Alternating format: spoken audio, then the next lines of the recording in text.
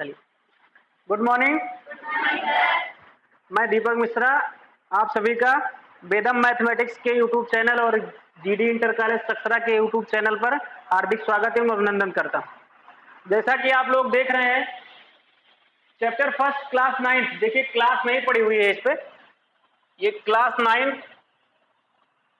के मैथ के chapter first संख्या पद्धति, जिसका आज पार्ट 2 बना रहे हैं हम लोग। पार्ट 2 पे मतलब दूसरा वीडियो है ये, इस पे आज हम अध्ययन करने जा रहे हैं। इससे पहले हमने एक वीडियो डाला था पार्ट 1, जिसमें हमने आपको ये बताया था कि संख्या होती क्या है, संख्याएं कितने प्रकार की होती हैं, और अपनी क्लास 9th के मैथ में जो हमारा पहला चैप्टर संख्या पद्धति यानी नंबर सिस्टम जो है, इसमें हमको किन किन संख्याओं का अध्ययन करना है, इतनी चीज हम पहली क्लास में पढ़ चुके हैं।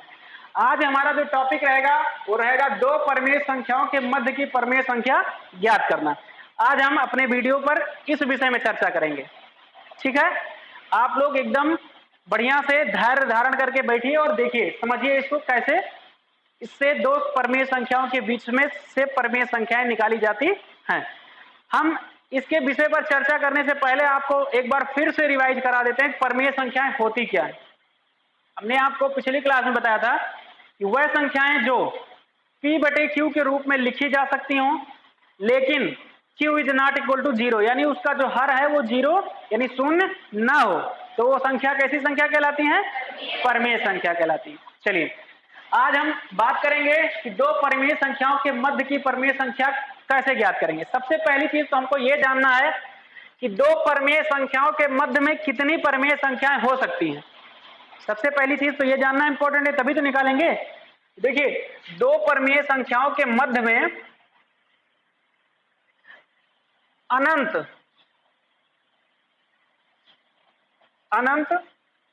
सही लिखा है, अनंत परमेय संख्याएं होती हैं, ठीक है।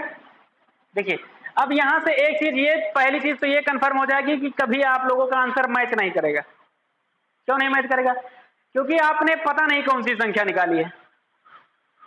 जैसे देखिए, अगर मैं सीधी सी बात करूं कि 1/2 और 3/4 के बीच की संख्या निकाली, ठीक है, तो इसमें तो बहुत सारी संख्याएं आएंगी। कितनी संख्याएं आएंगी? बहुत सारी, क्योंकि क्या कह रहा है कि दो परमेय संख्याओं के मध्य में अनंत परमेय संख्याएं होती हैं। कितनी परमेय संख्या होती हैं? अनंत। अगर यहां से ये ऐसे नहीं समझ में आ रहा तो मैं यहां से लिख दे रहा हूं, दो परमेय संख्याओं के मध्य में अनंत परमेय संख्याएं होती है, ठीक है। तो अब हम मान लेते हैं, हम सबसे बीचों बीच की संख्या यहां निकालते हैं। तो बीच की संख्या निकालने के लिए एक फार्मूला होता है मध्य की संख्या, एक आपको होता है R+S/2, R+S/2, इसको कहेंगे मध्य की संख्या का फार्मूला। मध्य की संख्या बराबर आपका फार्मूला होता है R+S/2।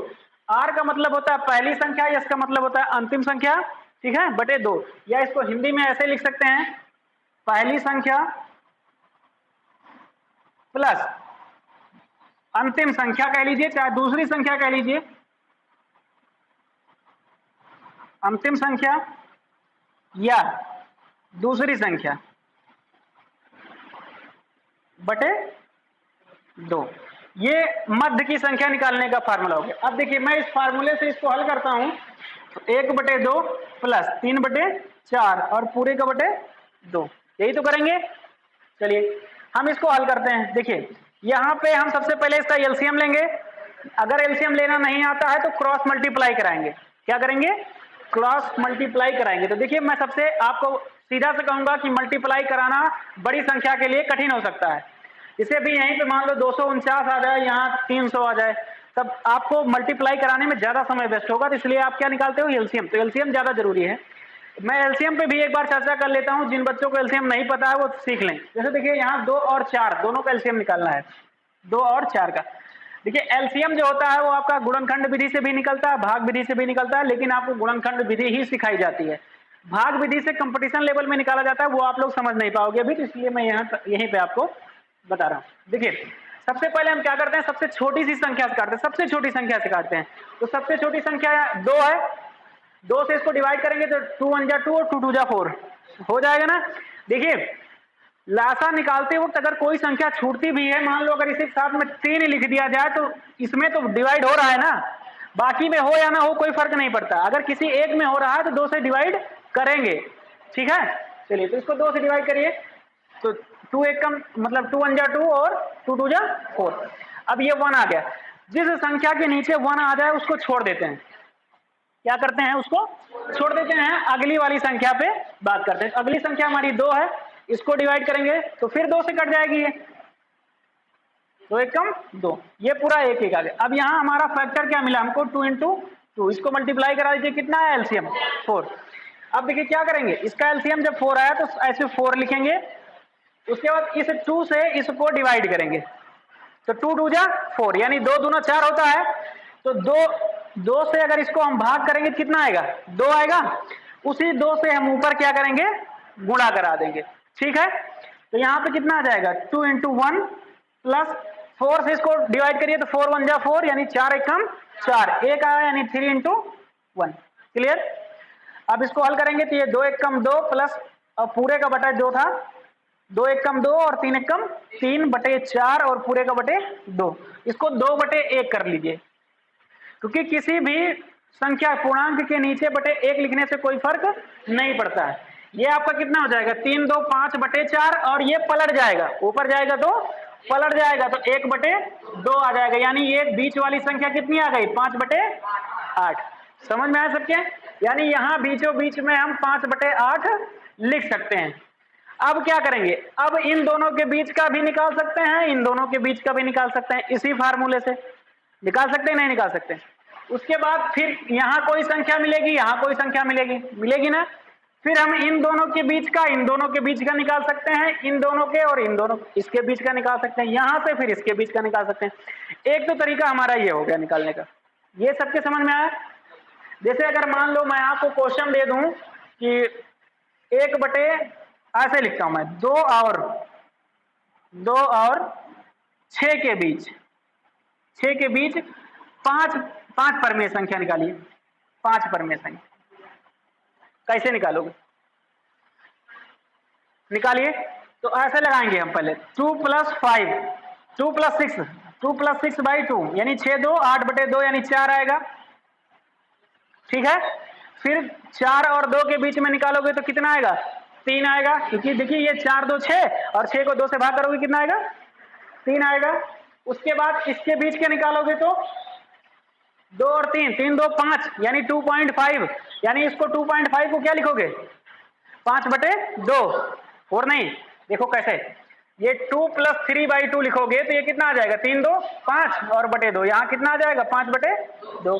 इसके बीच का निकालोगे 4 3 7 बटे 2 आ जाएगा। 1 2 3 4 5 6, हमको 5 संख्या निकालना, अभी कितनी निकली 1 2 3 4 निकली। अब 4 और 6 के बीच में निकाल दो, 6 4 10 1 5 आ जाएगा। 1 2 3 4 5, ये 5 संख्याएं हो गई, 2 और 6 के बीच में हो गई कि नहीं। क्लियर है, समझ में आया सबके। क्या बेटा क्या दिक्कत है, ये नहीं समझ में आ रहा है। चलिए इसको थोड़ा सा मिटा के बताते हैं।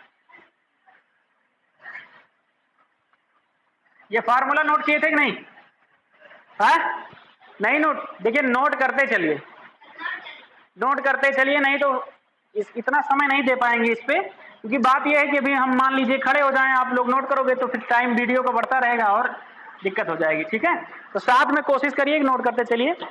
चलिए देखिए जैसे मैंने कहा 2 और 6 के बीच में, 2 और 6 के बीच में 5 परमेय संख्या निकालिए। पहली चीज तो आप लोग ये बताइए 6 और 2 परमेय है कि नहीं, है कि नहीं, सभी लोग बताएंगे है ना। चलिए तो निकालते हैं। तो फार्मूला कौन सा लगाएंगे, मध्य की संख्या, मध्य की संख्या बराबर फार्मूला r प्लस s बटे 2 बराबर, चलिए 2 प्लस 6 बटे 2 यानी 6 2 8 बटे 2 बराबर कितना आएगा 4, ठीक है। अब इसके और इसके बीच का निकालेंगे, ठीक है।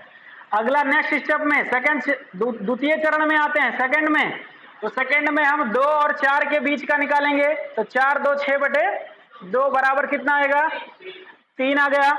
उसके बाद हम अगले चरण में फिर किसके बीच में, 6 और 4 के बीच में निकालेंगे। थर्ड में चाहे आप 6 और 4 के बीच में निकालिए, चाहे 3 और 4 के बीच में, इसीलिए मैंने पहले ही आपको बता दिया है कि आंसर हर बार बदल के आ सकता है, कोई जरूरी नहीं, क्योंकि जहां अनंत आंसर आ रहा है, बहुत सारी संख्याएं आ रही हैं, तो वहां हम गणना नहीं कर सकते हैं। अब चलिए थर्ड वाले पे करेंगे, तो हम जोड़ते हैं किसको, 6 और 4 को, 6 4/2 यानी 6 4 10 बटे 2 बराबर कितना आ गया, 5। अब 3 और 4 को जोड़ लेते हैं, तो 4 + 3/2, ये चौथा चरण आपका हो जाएगा। तो ये कितना आ जाएगा, 4 3 7 बटे 2। उसके बाद हम पांचवें चरण पे किसको जोड़ेंगे, 5 + 3 को जोड़ लेते हैं, बाई 2 करेंगे, तो ये 4 5 3 8 बटे 2। 4 एक बार आ चुका है, 5 3 को नहीं जोड़ते हैं क्योंकि 4 एक बार आ चुका है, इसको छोड़ दीजिए। हम 5 और 4 को जोड़ लेते हैं, 5 और 4 को जोड़ लेते हैं, तो 5 4 9 बटे 2। गिन लीजिए, 1 2 3 4 5, 5 संख्या आ गई। अब सबके समझ में आ गई बात, आई। चलिए अब हम अपनी एक्सरसाइज पे बढ़ते हैं। कहां पे बढ़ेंगे, एक्सरसाइज पे। इसको किसी को नोट करना है, नोट कर लीजिए जल्दी से, तुरंत। ये आपका क्वेश्चन है और ये इसका हल है, जल्दी से नोट करिए।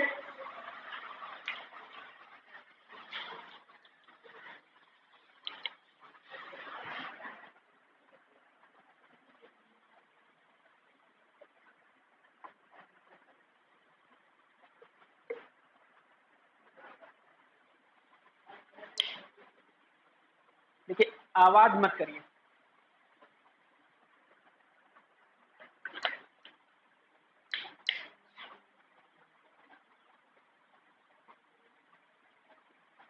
चलिए आगे बढ़ें।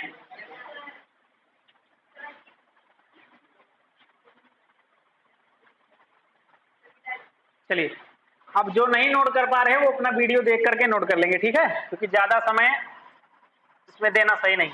कोशिश करिए कि साथ में नोट करते चलिए फटाफट।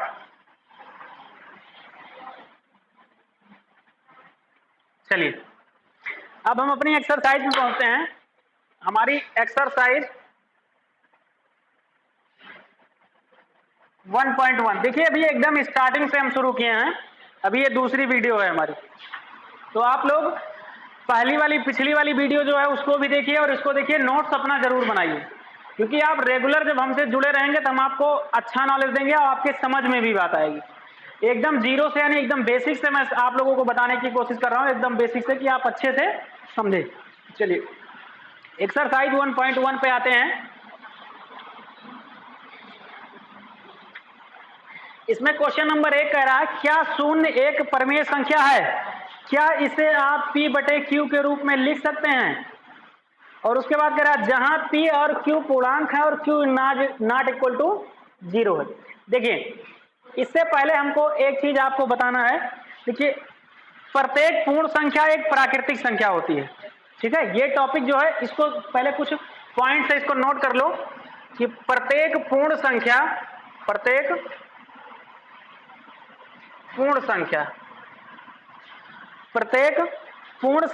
एक प्राकृतिक संख्या होती है, एक प्राकृतिक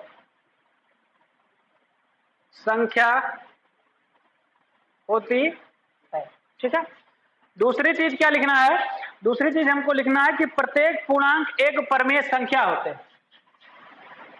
प्रत्येक पूर्णांक एक परमेय संख्या होती है, ये होता है, होती है। अगला क्या है, देखिए अब यहीं से आपके पहले प्रश्न का उत्तर मिल गया, मिला कि नहीं।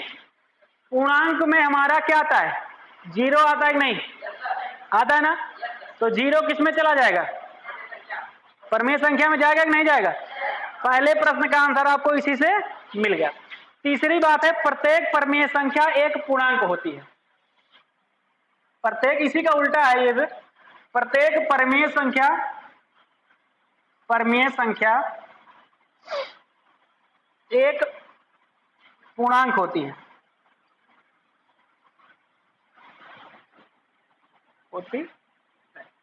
ठीक है। अब देखिए पहले प्रश्न में हमको कुछ आपको बताने की जरूरत नहीं है, क्योंकि पहले प्रश्न में आपके यही कहा गया है कि क्या शून्य एक परमेय संख्या है, तो आप क्या कहेंगे? है। क्यों है? क्योंकि शून्य एक पूर्णांक है। क्या है? पूर्णांक है, और प्रत्येक पूर्णांक क्या होता है? परमेय संख्या होती है। क्लियर? नेक्स्ट क्वेश्चन पे अपने बढ़ते हैं। हमने पहला क्वेश्चन हल कर दिया, अब हम क्वेश्चन नंबर 2 पे चलते हैं। क्वेश्चन नंबर 2 क्या कहता है? क्वेश्चन नंबर 2 में कह रहा है कि 3 और 4 के बीच में 6 परमेय संख्याएं ज्ञात कीजिए। 3 और 4 के बीच में, 3 और 4 के बीच में 6 परमेय संख्या ज्ञात कीजिए, संख्याएं ज्ञात कीजिए। देखिए अभी मैंने आपको सिर्फ एक तरीका बताया है निकालने के लिए ना, अब इस पे मैं दूसरा तरीका लगाता हूं, ज्ञात कीजिए। चलिए देखिए दूसरा तरीका क्या है, जितनी संख्या निकालनी होती है उससे हम एक ज्यादा संख्या से मल्टीप्लाई करा लेते हैं। ठीक है, जैसे देखिए 3 और 4 के बीच में कितना निकालना है? 6 संख्या निकालना ना। अगर मैं 7 से इसमें मल्टीप्लाई कराऊं तो ये 7 त्रिक 21 हो जाएगा, और ये 7 चौक 28 हो जाएगा। इसके बीच में कौन कौन सा आएगा? 22, 23, 24, 25, 26, 27। गिनिए 1 2 3 4 5 6। ये एक तरीका, ये सबसे आसान तरीका है ना। चलिए तो सीखना हमको आसान तरीका है, लेकिन अब जो आपकी किताब में दिया गया उसको भी बताना हमारा फर्ज है। चलिए तो यहाँ पे हम क्या करेंगे, मैं स्टेप बाय स्टेप लिख दे रहा हूं कि कैसे करना है। सबसे पहले क्या करेंगे, देखिए पहले चरण में क्या करेंगे, फर्स्ट में सबसे पहले जितनी संख्या निकालनी होगी, जितनी संख्याएं निकालनी होगी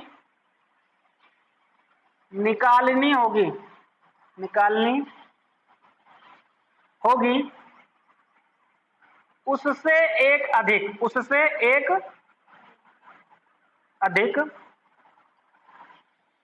संख्या लेकर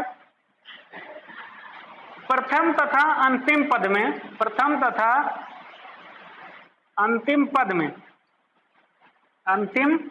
पद में गुणा कराते हैं। क्या कराते हैं? गुणा कराते हैं। देखिए कैसे, जैसे मेरा प्रथम पद 3 है और अंतिम पद क्या है? 4 है ना।